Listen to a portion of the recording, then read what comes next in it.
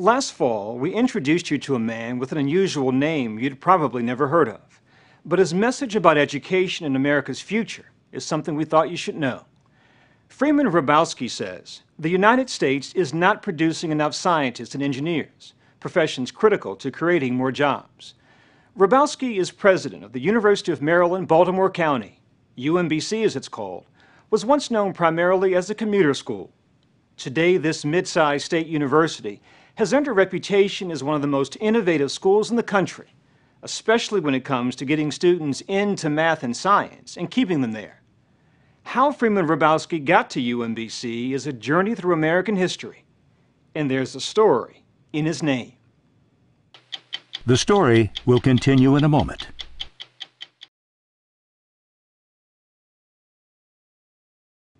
I'm not sure how to phrase this in a delicate way, but how does a black man get a name Hrabowski? You asking the question that most people just look at me and think, and they don't know how to ask it. My grandfather's grandfather was the Polish slave master in rural Alabama. And Freeman? And Freeman, I'm the third, Freeman Hrabowski the third, and my grandfather was the first one born a free man, as opposed to having to be freed. Freeman Hrabowski was an only child, his parents both educators.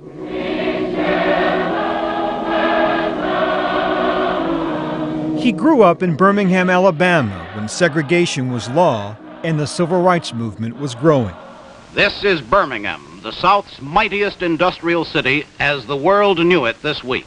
In May 1963, Hrabowski was in the Children's March, organized by Martin Luther King Jr., a march made infamous when Sheriff Eugene Bull Connor unleashed dogs and fire hoses on the demonstrators. In the midst of it was 12-year-old Freeman Hrabowski, who had his own encounter with Bull Connor. He asked me, "What do you want, little Negro?"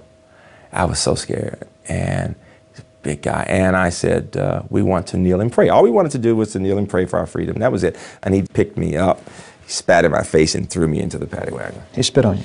He did indeed. He did indeed. It was an awful experience, and it took years for me to get over that. It taught me that even kids can make decisions that can have an impact on the rest of their lives. And it also taught me the importance of getting support from each other in that experience. It was frightening. I was there 5 days. In jail for 5 days? In jail for 5 days. It was awful, and yet it was rich. Hrabowski excelled in school. At age 12, he was in the 9th grade. At 15, he went to college, where he studied math and began a career devoted to higher education.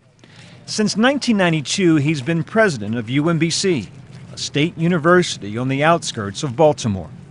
We want people to take ownership of UMBC.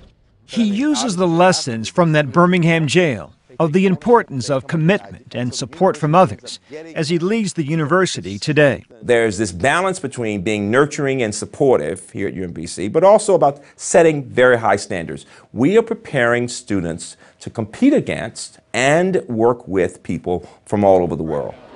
And they're working hard. They're working very hard, and this is very interesting.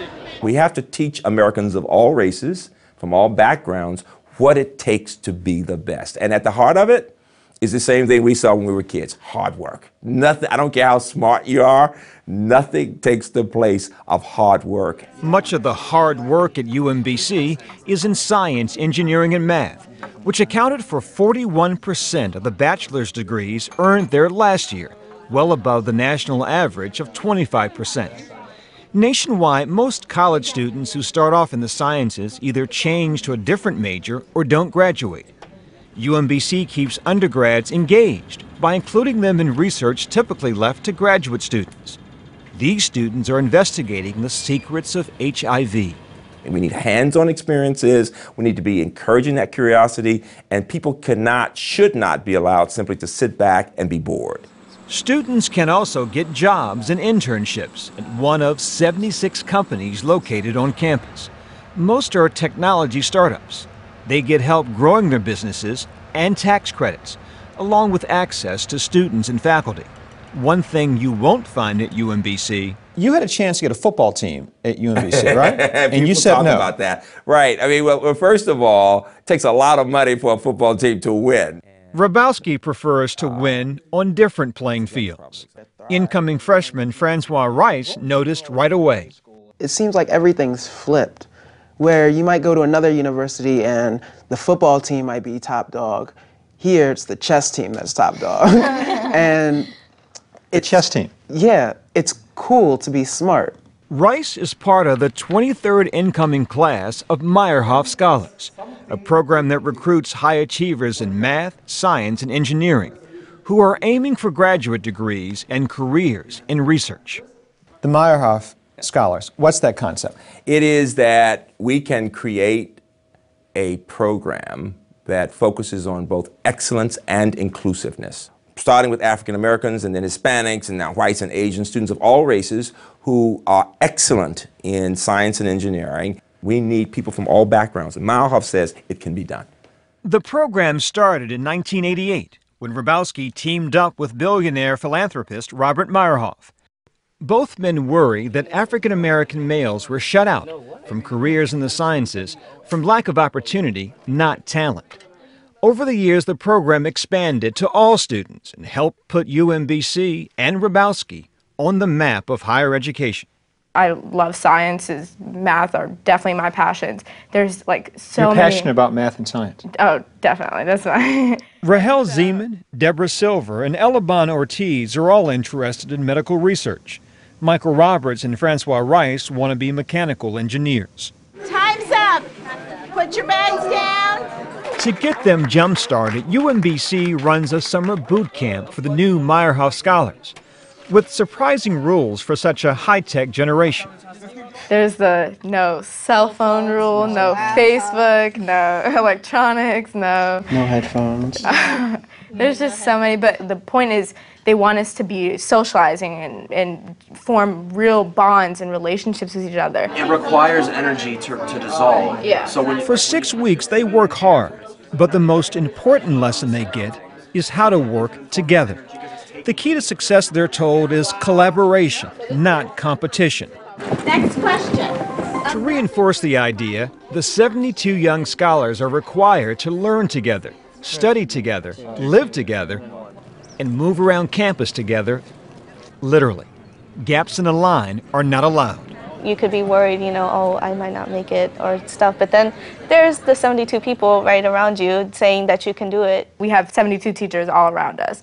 It just makes such a difference that I love. 72 teachers, that's how you describe your classmates. Definitely, because I can safely say that we can all learn from each other and teach each other. We make this assumption that either math and science are for you or they're not. I get goosebumps doing math. I always have. Goosebumps? So, goosebumps, I always have. Students laugh at me, but my students get goosebumps doing math and science. We love it. He always tells this story about, 19 years old and graduating from college and how he used to get goosebumps doing math problems. And all I can remember as a 17-year-old thinking to myself was, I never want to be like that. Anybody but that guy. Yeah. Kafwit Darasa loved to take apart computers as a kid and says he breezed through high school without too much effort. He went to UMBC as a Meyerhoff Scholar in 1997, thinking about his next track meet, not a career in science. When I got to UMBC, I had no idea what research was. In fact, for about the first 8 months, I lied about wanting a PhD because I didn't know what a PhD was. Today, Dr. Darasa has both a PhD in engineering and a medical degree. He heads up a research team at Duke University, studying the brain and mental illness. I seek to understand the range of human suffering that comes in the context of psychiatric illness. And this is what the brain cell activity looks like. And so Darasa says the problems are too complex for one scientist to solve alone. That means the first critical step to success in his lab and most other labs, he says, is building the right team. And you learned all that at UMBC, that framework of the kinds of skills you need. Yeah. I think that was the most beneficial thing that I got out of UMBC, believing in myself as a scientist and learning how to work with others, how to think deeply, how to seek people who were great in other areas without being intimidated in that, and build teams to solve problems together. So far, 873 students have come out of the Meyerhoff Scholars Program, and nearly 90% of them have gone on to graduate school. Good morning. Hrabowski worries, though, that the U.S. is not doing enough to create more homegrown scientists. Most people don't realize that only about 10% of Americans in 1965 had a college education. And today? And today we're up to about 25%. He says the difference is that 50 years ago, most jobs didn't require a college degree. Today, we need more education. We need people with post-secondary training. We need people with 2-year degrees and 4-year degrees and people in graduate programs. If we're going to talk about making sure they can take care of their families, and if we're going to talk about meeting the needs of companies and agencies in our own country. So what do you want to do when you graduate? What do you think? I'm going to be a teacher. Oh, I love it. I love it. Around campus, Hrabowski is a familiar sight, full of encouragement and contagious enthusiasm. It's fun. I like that class a lot. You like genetics? Yeah, the lab is really good. I like that. We say at the beginning of the year, look at the student to your left, look at the student to your right. Most people who've gone to college heard the dean say, one of you will not graduate, all right? And it's a self-fulfilling prophecy. If I'm at all insecure, or if I know I'm a little immature, I'm going to say, oh my goodness, he's talking about me, so I may as well party this year because I'm not going to be here next year anyway. And it happens, right? We say, look at the student to your left, look at the student to your right. Our goal is to make sure all 3 of you graduate. And if you don't, we fail, and we don't plan to fail because we accepted you because we know you can do this work. But aren't you just romanticizing the possibilities? Because many kids Right. just won't make it because they won't do the work, or Right. they're not bright enough to be Right. there and be successful. But, so do you just say, well, those who are already ready to study hard, they'll make it and let the rest fail? I think that's not what an educator should do. I want you to keep dreaming about the possibilities. Nothing takes the place of hard work, attitude, and getting support from each other. And that's what this is all about. Focus, focus, focus. Give yourselves a hand. Keep working hard.